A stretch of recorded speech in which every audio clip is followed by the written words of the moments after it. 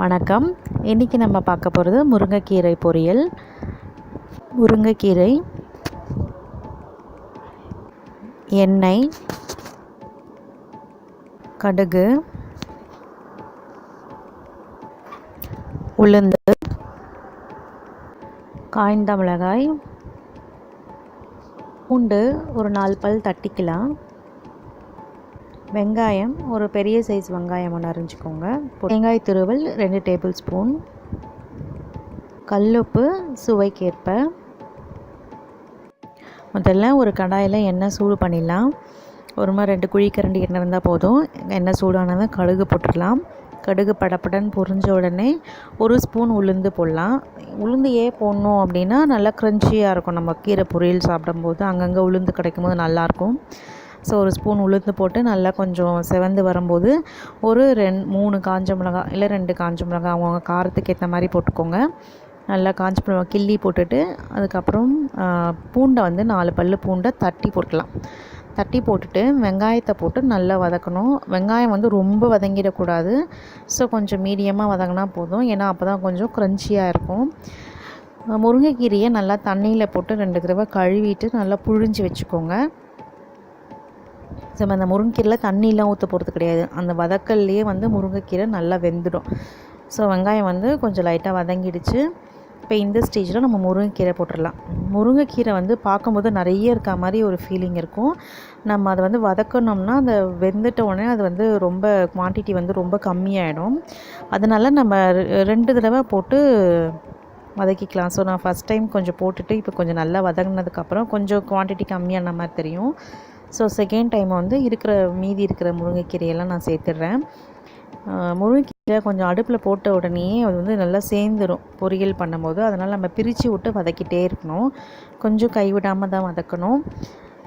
Maximum ஒரு 5 minutes to 10 மினிட்ஸ்க்குள்ளே இந்த முருங்கைக்கீரை பொரியல் அந்த குவான்டிட்டிக்கு ஏற்ற மாதிரி ரெடி ஆகிடும். அதனால் சீக்கிரமாகவே நம்ம பண்ணிடலாம். ஸோ இது வதக்கிட்டே இருக்கும் போது நம்ம உப்பும் சேர்த்துடலாம்.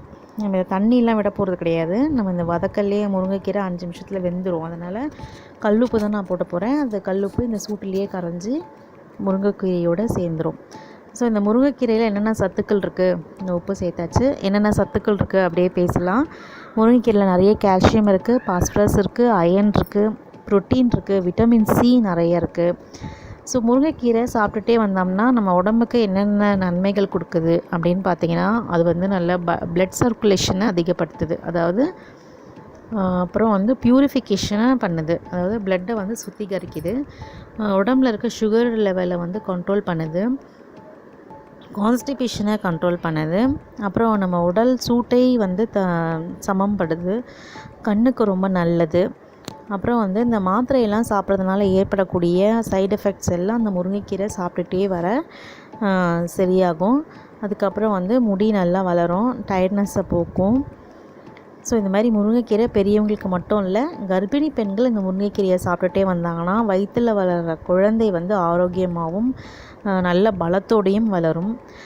அதோட வளர்ச்சியை தூண்டுறதுக்கான சத்துக்கள் இந்த முருங்கைக்கீரையில் நிறைய இருக்குது. இந்த முருங்கைக்கீரை இளம் பெண்கள் பிம்பிள்ஸ் வரவங்களுக்கு ஒரு முருங்கைக்கீரை ஜூஸோடு இந்த லெமன் கலந்து ஃபேஸில் அப்ளை பண்ணிவிட்டு ஒரு 5 நிமிஷம் கழித்து வாஷ் பண்ணிகிட்டே வந்தாங்கன்னா அவங்களுக்கு பிம்பிள்ஸ்லாம் சரியாகும். இந்த முருங்கைக்கீரை ஜூஸ் காலையில் சாப்பிட்டுட்டு வந்தாங்கன்னா, மூட்டு வலி இருக்கவங்களாம் காலையில் வெறும் வயிற்றில் சாப்பிட்டு வந்தாங்கன்னா மூட்டு வலி சரியாகும். ஸோ நிறைய சத்துக்கள் இருக்குது முருங்கைக்கீரையில் மட்டும் இல்லை, முருங்கை மரம் ஃபுல்லாகவே சத்துக்கள் நிறைஞ்சது. ஸோ இப்போ கீரை நல்லா வெந்துடுச்சு. இப்போ நான் தேங்காய் திருவல் போட்டு கொஞ்சம் நேரம் பரட்டிட்டோம்னா முருங்கைக்கீரை பொரியல் ரெடி ஆகிடும்.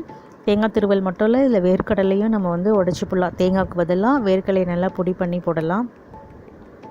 ஸோ முருங்கை மரம் என்ன பண்ணோன்னா, மரத்தில் அடியில் இருக்க வேர் மண்ணில் இருக்க சத்துக்கள் எல்லாத்தையும் இழுத்து அதோட பூ, இலை, கீரை, காய் எல்லாத்துலேயும் நம்ம கொடுக்குது. அதனால் நமக்கு முருங்கைக்கீரையில் அளவுக்கு அதிகமான சத்துக்கள் இருக்குது. அதனால் தினமும் ஒரு கீரை சாப்பிட்ணும். முருங்கைக்கீரை மட்டும் இல்லை, தினமும் ஒரு கீரை, ஒரு சிறுகீரை, முளைக்கீரை, அரைக்கீரை, அந்த மாதிரி டெய்லி ஒரு கீரை சாப்பிட்டுட்டே வரணும்.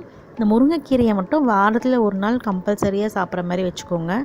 அதாவது இந்த மாதிரி பொரியல் மட்டும் இல்லை, நிறைய ரெசிபீஸ் இருக்குது. கூட்டு, சாம்பார், அடை, அப்புறம் சூப்பு இந்த மாதிரி நிறைய இருக்குது. ஸோ நான் வர வீடியோஸில் அதெல்லாம் அப்லோட் பண்ணுறேன்.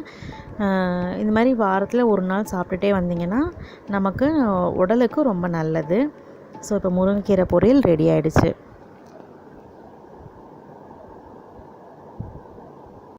முருங்கைக்கீரை பொரியல் ரெடி ஆகிடுச்சு. நீங்கள் எப்படி இருக்குன்னு செஞ்சு பார்த்து சொல்லுங்கள். தேங்க்யூ.